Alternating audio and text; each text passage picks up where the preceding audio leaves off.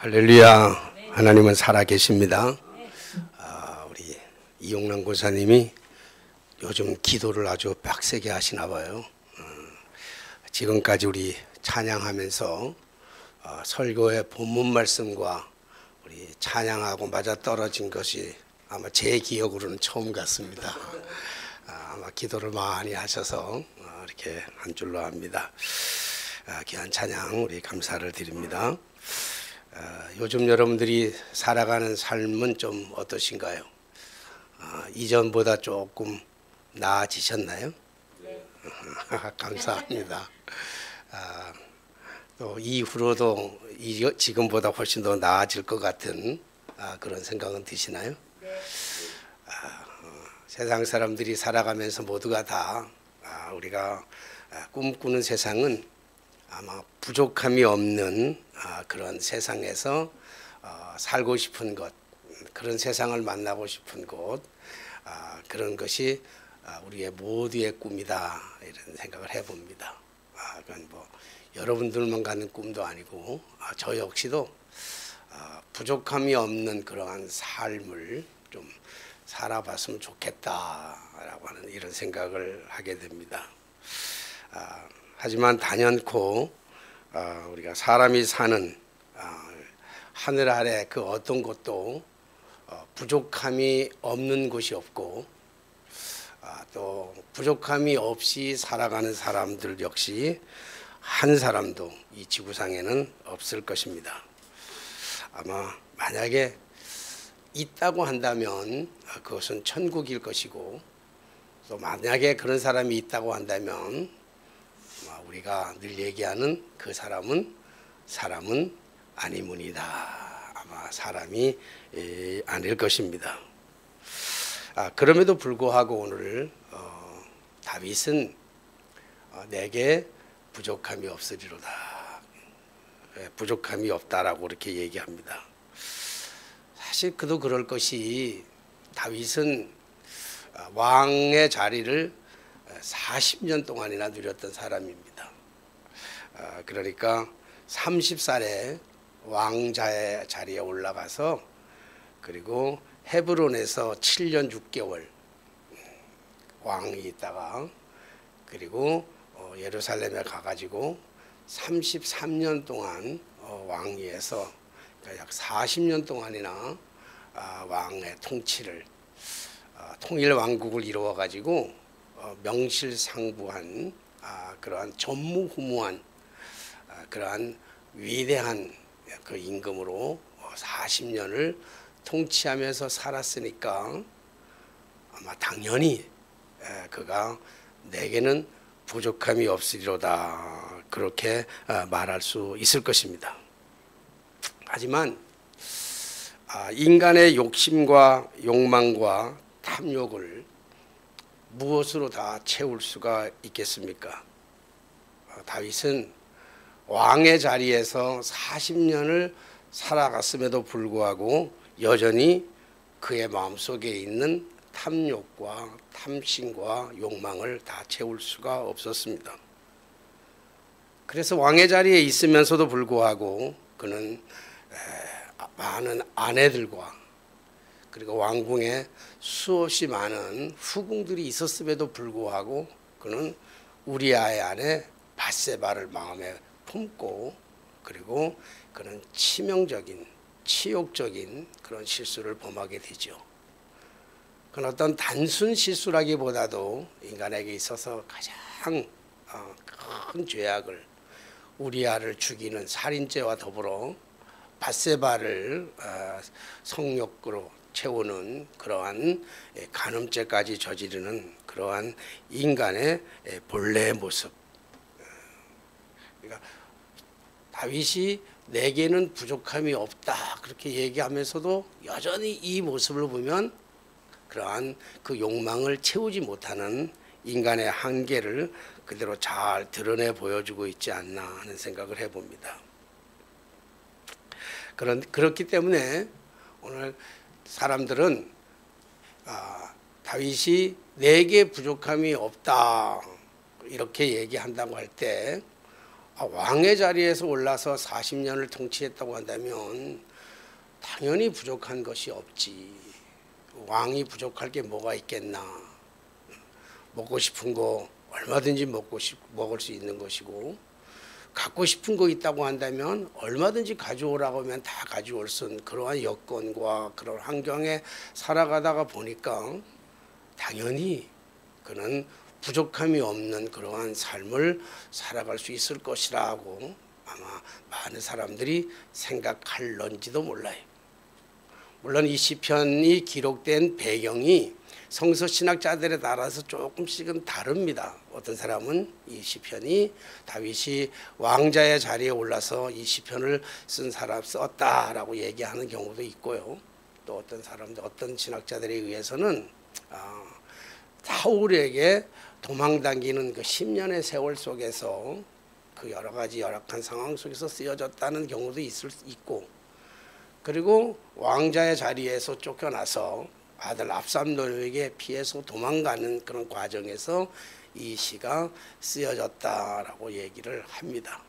뭐 신학자들에 따라서 조금씩은 다 다르지만 저는 아마 왕자리의 자리에서 이것이 쓰여진 것이 아니고 아마 다윗이 도망자의 신세에서 광야를 도망다니면서 모든 것이 다 열악하고 부족한 절망적인 그러한 상황에서 이 시가 쓰여졌다라고 저는 그렇게 받아들이고 싶습니다. 왜냐하면 우리가 그 근거를 둔다고 한다면 오늘 이 시편은 전체 시편은 150편으로 되어 있습니다. 150편 중에 약 73편, 73편이 거의 다 다윗이 쓴 시입니다. 그 다윗이 쓴 중에서 그 다윗이 쓴 시편 150편 전체와 그리고 특별히 다윗이 쓴 73편의 모든 시 중에서도 가장 보석처럼 빛나는 그러한 시를 하나를 꼽으라 그런다면 아마 단연코 시편 23편을 이렇게 꼽을 겁니다. 그리고 수없이 많은 사람들이 시편 23편을 읽고 암송하면서 감동을 받기도 하고 교훈을 얻기도 하죠. 만약에 이것이 다윗이 왕의 자리에서 이 시를 썼다고 한다면 그러면 많은 사람들이 별로 감동을 얻지 못할 거예요. 공감을 얻지 못할 것이라고요. 그리고 교훈도 얻지 못할 거예요. 왜냐하면 다윗이 40년 동안에 왕의 자리에 앉으면서 모든 것을 누리면서 이것을 썼다고 한다면 우리 세상에 살아가는 사람이 몇 명이나 왕의 자리에 오를 수 있겠어요? 40년이 아니라 4년 동안도, 4년이 아니라 4일 동안도, 4일이 아니라 4시간 동안도 왕의 자리에 올라갈 사람들이 거의 없어요. 그런 삶을 살아갈 수 있는 삶이 없어요. 그래서 사람들은 만약에 이게 다윗이 그런 자리에서 쓰여졌다고 한다면 아무도 존경하지 않을 거예요. 그리고 감동도 공감도 없을 거예요. 그러나 남녀노소 빈부 귀천 따지지 아니하고 모든 사람들이 이 말씀에 은혜를 받고 감동을 받고 교훈을 받는 이유는 가장 절박한 상황에서 가장 낮은 자리에서 가장 힘든 자리에서 가장 부족한 그런 자리에서 이 시를 썼다라고 하는 이것 때문에 사람들은 감동을 하게 되고 공감을 하게 되고 교훈을 얻게 되고 그리고 나도 이런 부족함이 없는 그러한 세상에서 살고 싶다. 그렇게 아마 꿈을 꾸지 않을까 생각해 봅니다. 시편 23편이 우리가 가장 유명한 시임에도 불구하고 오늘 이 다윗은 이렇게 노래하고 있습니다. 여호와는 같이 한번 할까요? 1절 여호와는 나의 목자시니 내게 부족함이 없으리로다. 여호와는 나의 목자시니 내게 부족함이 없으리로다. 이 전제가 있죠. 근데 만약에 이 앞에 있는 이 전제적 조건을 떼어내 버리고 뒤에 것만 읊조린다고 한다면, 그러면 정말 다윗은 가증스러운 인물이 아닐 수가 없죠. 아주 가증스럽고 추악하고 교만하기 짝이 없는 사람이. 내게 부족함이 없다. 그 부족함이 없어가지고 우리아의 아내 밧세바를 범합니까? 우리아를 죽이고. 근데 오늘 성경의 말씀을 보면, 그러니까 앞에 것만 떼어내고 뒤에 것만 가지고 내게 부족함이 없다라고 얘기한다고 하면 다윗은 참으로 교만한 사람이라, 가증스러운 사람이죠. 그런데 오늘 그 앞에 전제적 조건이 있단 말이에요. 그게 뭐예요? 여호와는 나의 목자시니라고 하는 전제적 조건을 붙여요. 그러니까 하나님은 나의 목자가 되고 나는 그분의 어린 양이다. 이런 관계를 설정하고 이 시를 쓰고 있는 거예요. 사랑하신 여러분, 믿음이라고 하는 것은 관계입니다. 관계. 관계를 인정하는 거예요. 하나님이 나와 과연 어떤 관계를 맺고 있는가. 오늘 다윗은 어릴 때부터 양을 기르는 목동의 삶을 살았어요.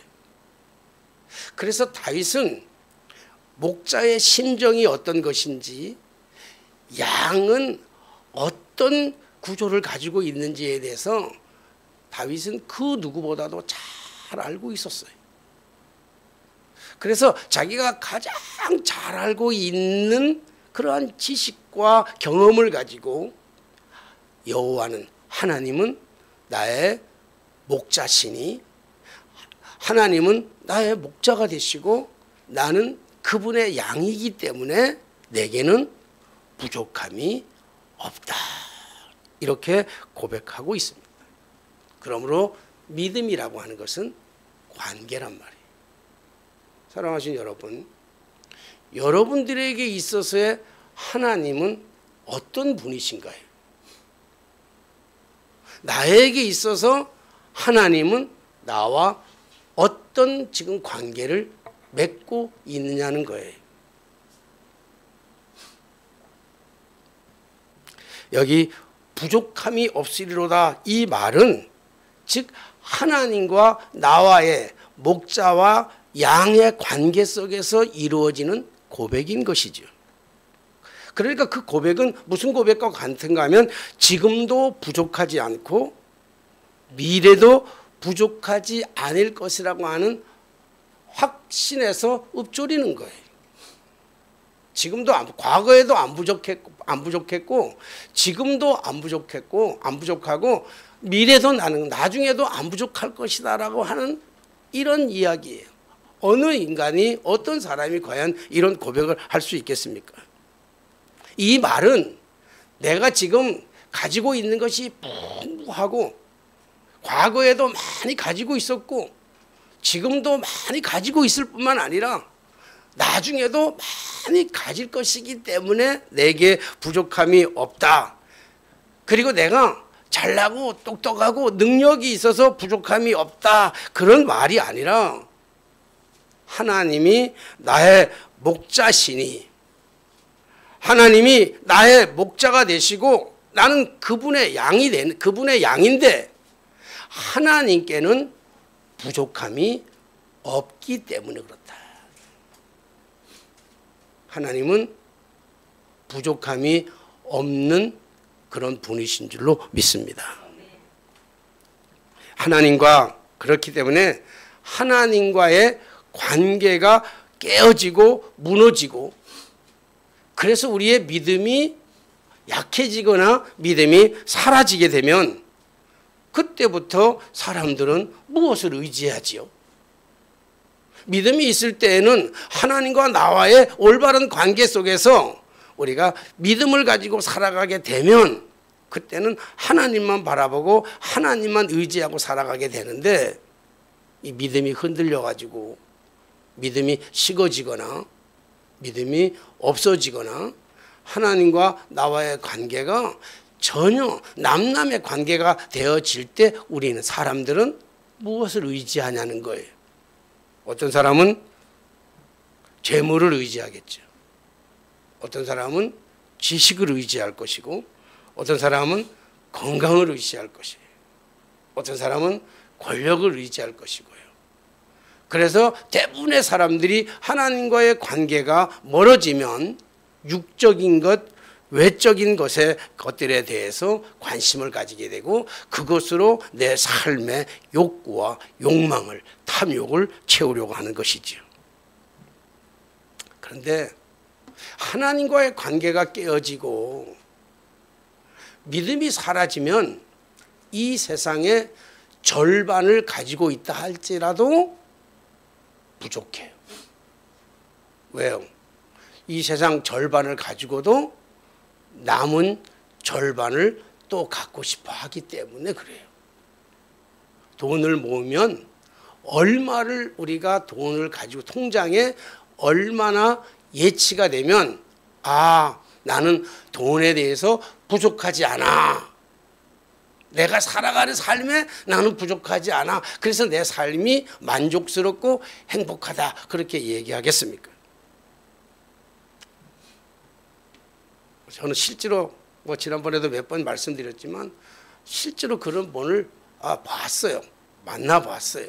실제로 100평짜리 아파트 집에 살고 있으면서도 단촐한 식구를 가지고 100평짜리 아파트에서 정말 최고의, 우리나라 최고의 지역, 최고의 아파트 100평짜리 아파트에서 살고 있으면서도 불구하고 그분은 불행하대요.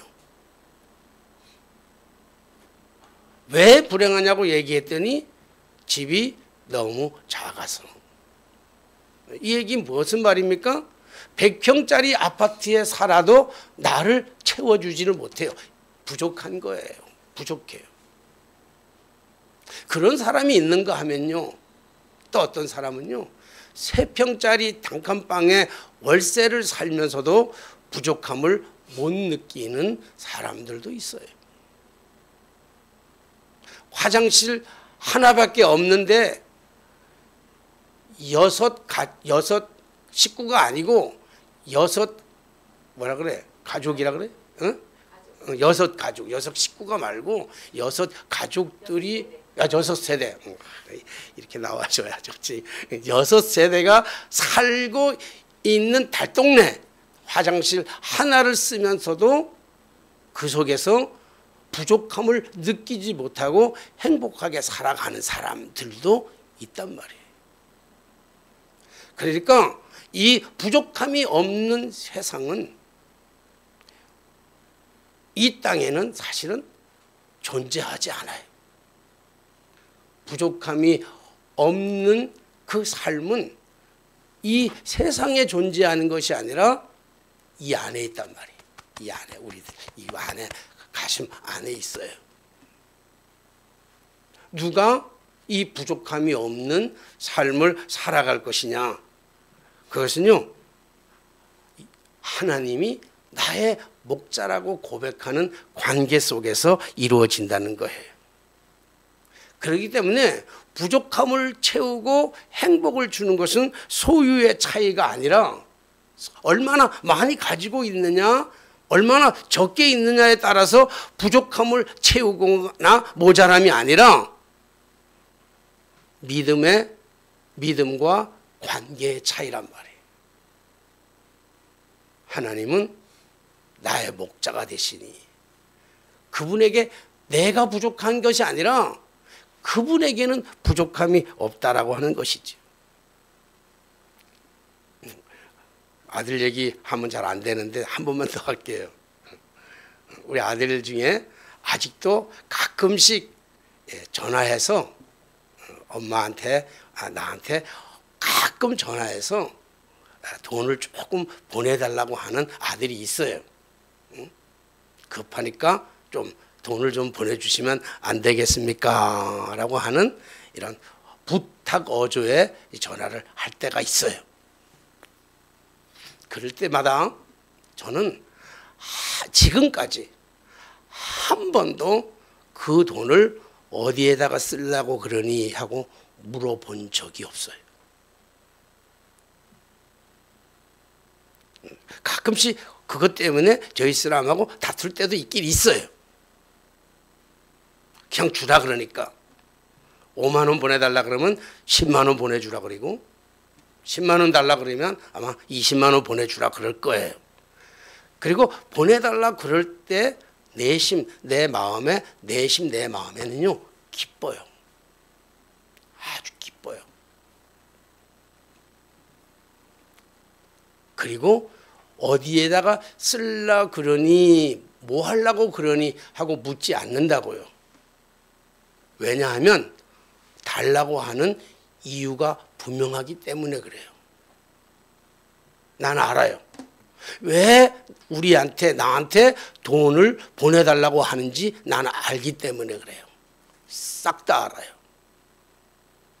왜 보내달라고 그래요? 연애하려고? 권사님 왜 보내달라고 그래요? 쌀 좀 살라고. 그거는 뭘 살려고 하는 묻는 것에서의 질문이에요. 내가 아는 거는 우리 아들이 돈 좀 보내주십시오라고 하는 이야기는 아빠이기 때문에 그래요. 관계이기 때문에 그래요. 그래서 행복해요. 제가 아직도 나를 아빠로 인정하고 있구나. 그리고 또 한편으로는 제가 아직 살아있구나. 죽으면 달란 말도 안 할 거고 보낼 데도 없어요. 분명한 거는 관계란 말이에요. 나와 어떤 관계를 맺고 있느냐는 거예요. 아직도 아빠, 엄마를 인정하고 있기 때문에. 그래서 그런 전화를 받을 때마다 미안하고 속상한 것은, 내가 좀 미안하고 속상한 것은 다 채워주지 못하기 때문에 미안하고 속상해요. 그 전화를 받을 때마다 너무 기뻐요. 한편으로는 너무 기뻐요. 왜? 저놈이 아직도 아버지라고 생각하네. 그래서 너무 기쁜데 그 아버지가 그 아들이 요구하는 것을 다 들어주지 못하기 때문에 그래요. 왜 못 들어줘요? 왜 못 들어줘요? 부족하기 때문에, 모자라기 때문에. 내가 가지고 있는 것이 부족하고 내가 가지고 있는 것이 모자라기 때문에 그 아이에게 얼마든지 다 주고 싶은데, 부족함이 없도록 주고도 또 채워주고 또 채워주고 싶은데 그게 내게는 없단 말이에요. 그래서 아파요.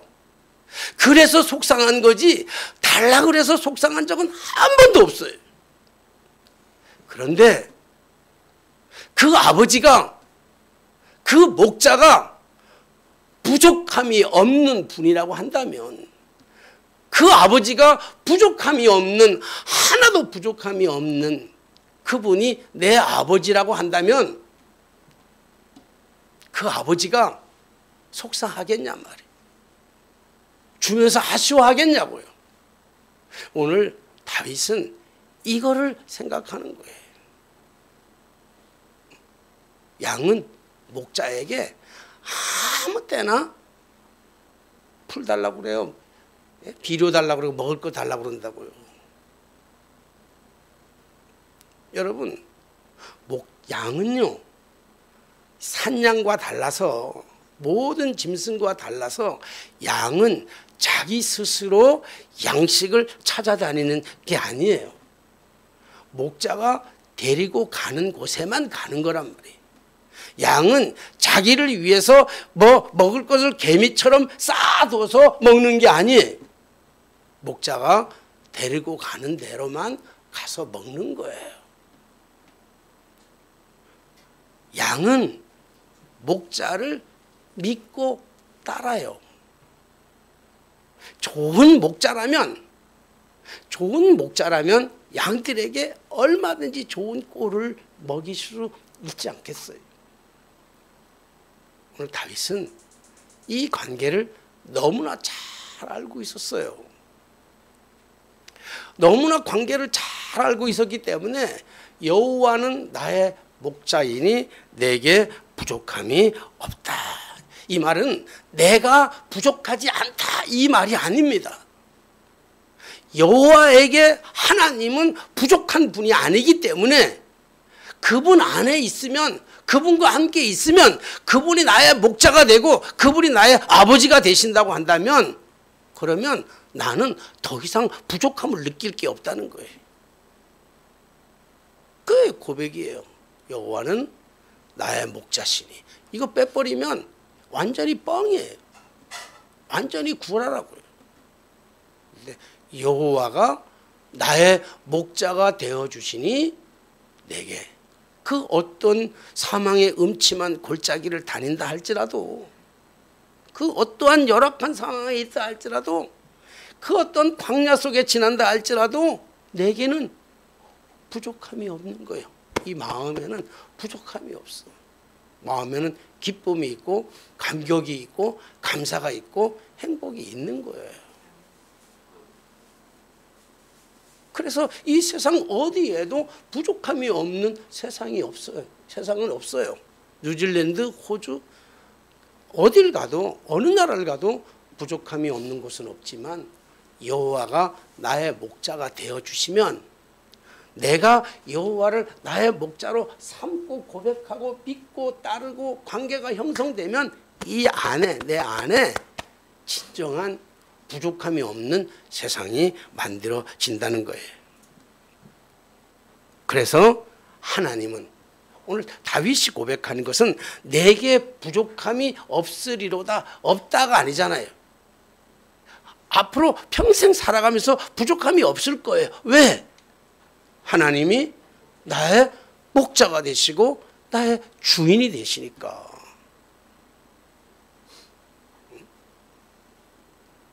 우리 아들의 진짜 아버지는 내가 아니라니까. 우리 아들의 진짜 아버지는 누구예요? 네? 하나님이에요. 하나님. 하나님께는 부족함이 없는 분이란 말이에요. 그 하나님이 이렇게 하나님을 나의 목자로 고백하고 인정하고 믿고 따르는 자들에게는요, 하나님은 전부를 주셔요. 전부를. 하나님의 가지고 있는 일부를 주시는 분이 아니시고 하나님은 전부를 주시기를 기뻐하시는 분이란 말이에요. 그 대표적인 예가 자기의 가장 사랑하는 독생자 예수 그리스도를 내어주셨어요. 하나님이 아들을 내어주셨다고 한다면, 아들을 내어줄 정도라고 하면 무엇을 못 내주겠냐고요. 다 줄 수 있지요. 다. 세상의 그 모든 것들을 다 가지신 분이 세상의 그 모든 것들을 다 주시는데 누구에게 주시기를 기뻐하시는가 하면요, 관계를 맺은 사람들에게 주시기를 기뻐한다고요. 하나님은 나의 목자로, 나는 그분의 양으로 관계를 맺은 사람에게 주시는 거란 말이에요. 이번 부흥 집회를 참석하면서 좀 특별한 것들을 경험하게 됐어요. 종로지방에 부흥 집회를 그렇게 많이 참석했는데 이번에는 조금 약간의 갈등도 있었고 문제도 있었고 뭐 약간 그래요. 제가 3일 내에 다 참석하면서 내가 이렇게 보기에는 별 문제가 아니에요. 근데 강사의 그 설교 도중에 내용 때문에 문제가 됐는데 참 놀라워요. 참 희한해. 강사가 같은 강단에서 똑같은 메시지를 전했는데 어떤 사람들은요, 그 말을 듣고 상처를 받고 시험이 들었어요. 그래서 상처를 받고 시험이 드는 사람들은 개교회로 돌아가서 자기 담임 목사님들에게 막 도설한 거예요. 응? 어떻게 설교를 그따위로 하냐고 말이지. 예를 들어서 그 잘못된 거 아니냐. 그러니까 담임 목사님들이 그 얘기를 들으니까 마음이 좀 아픈 거예요. 왜 속상하기도 하고. 근데 어떤 사람은요, 그 말을 똑같은 말인데도 어떤 사람은 은혜가 됐대. 은혜가 돼가지고 감동을 받았다는 거예요. 그리고 삶이 바뀐다는 거예요. 놀랍잖아요. 그래서 저는 그걸 종합적으로 가만히 생각해 보면서 그분이 하신 말씀을 받아들이기에는 굉장히 거북스러운 말은 사실이에요. 불편한 것도 사실이에요. 그래서 우려가 되기도 해요. 근데 그것은 우리에게 헌신을 요구하는 거란 말이에요. 헌신을 요구하는데 성경의 모든 성경의 인물 가운데 하나님이 복을 주실 때 그냥 복을 주신 적이 한 번도 없어요. 하나님은 복을 모든 사람에게 주신 적이 없단 말이에요. 하나님이 세상을 이처럼 사랑하사 독생자를 주셨으니 누구든지 저를 믿는 자마다 멸망치 않고 영생을 얻게 하시리라. 이거는요, 많은 구원설 같이 보여요. 하나님의 선행적 은총이에요. 하나님이 세상을 이처럼 사랑하사, 세상의 모든 사람들을 사랑한 건 맞아요. 모든 사람을 구원하고 싶어하는 하나님의 마음은 맞아요. 그러나 누구든지 저를 믿는 자마다 한정되어 있어요. 다가 아니에요. 아무나가 아니란 말이에요. 누구든지 구원받을 수는 있지만 아무나 구원받을 수 있는 게 아니에요. 누가 구원받을 수 있나요? 저를 믿는 자마다 믿는 자에게 한정되어 있어요. 하나님은 이 시간도 누구를 찾고 계시냐면 믿음의 사람을 찾고 계신단 말이에요. 뭐 하기 위해서? 복을 주시기 위해서. 하나님이 요구하는 것에 대해서는 길을 다 막아버리고 내가 받고 싶은 것만 요구한다고 하면 그건 사머리즘적이죠. 기독교가 아니잖아요. 그런데 똑같은 이야기를 들으면서도 어떤 사람은 시험을 받고 상처를 받고 그 다음 집회에 오지를 않는가 하면 어떤 사람은 그 말에 은혜가 되고 감동이 되고 변화가 된다. 여호와는 나의 목자시니. 여러분, 믿음은 관계라고 그랬어요. 우리 똑같은 삶을 살아가면서 하나님을 어떤 관계로 맺고 살아가느냐는 거예요. 하나님을 나의 목자로 내 인생의 주인으로, 그래서 내 것을 다 그분에게 맡기고 내가 그분에게 다 내려놓고 그리고 모든 것을 다 포기하고 다 비워버리면 하나님은 그 빈자리에, 내려놓은 자리에 하나님께서 우리가 하나님께 맡긴 그 모든 것을 하나님께서 채우시되 주시되, 하나님이 째째하게 주시는 분이 아니고 차고 흔들어 차고 넘치도록 채워주시는 그 하나님이신 줄로 믿습니다. 나는 여러분들이 이런 부족함이 없는 여호와를 나의 목자로 삼으니까 그 부족함이 없는 하나님께서 내 일생의 전반을 통해서 내가 아무리 가난하고 힘들고 어렵고 쪼달리고 궁색한 그런 삶을 살아간다 할지라도 하나님이 나의 주인이 되시고 나의 목자가 되시면 하나님께서 나로 하여금 부족함이 없을 만큼 채워주신다고 하는 그 믿음, 하나님과의 관계를 잘 설정해서 믿음을 가지고 정말 이 험악한 세상, 어쩌면 어제보다도 오늘이 더 살기 힘든 세상, 오늘보다도 내일이 더 힘들 수밖에 없을 것 같은 이 불안한 이 세상 속에서도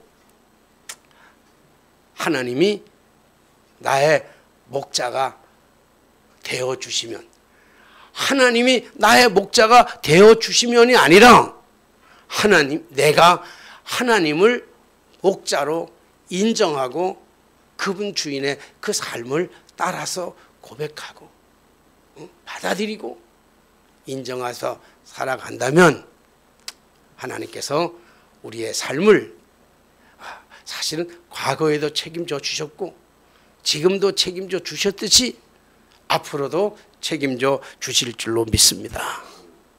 그렇다면 우리 앞으로 어떻게 해야 될까요? 우리 하나님 앞에 좀 정말 하나님이 나의 목자라면 우리 내 인생의 문제, 어떤 문제든지 간에 좀 하나님 앞에 좀 맡겨드리고, 그리고 그 수고하고 무거운 짐은 좀 내려놓으시고, 그리고 가득가득 찰 수밖에 없는 인간의 욕망, 인간의 탐욕, 인간의 욕심은 누구에게나 다 있어요.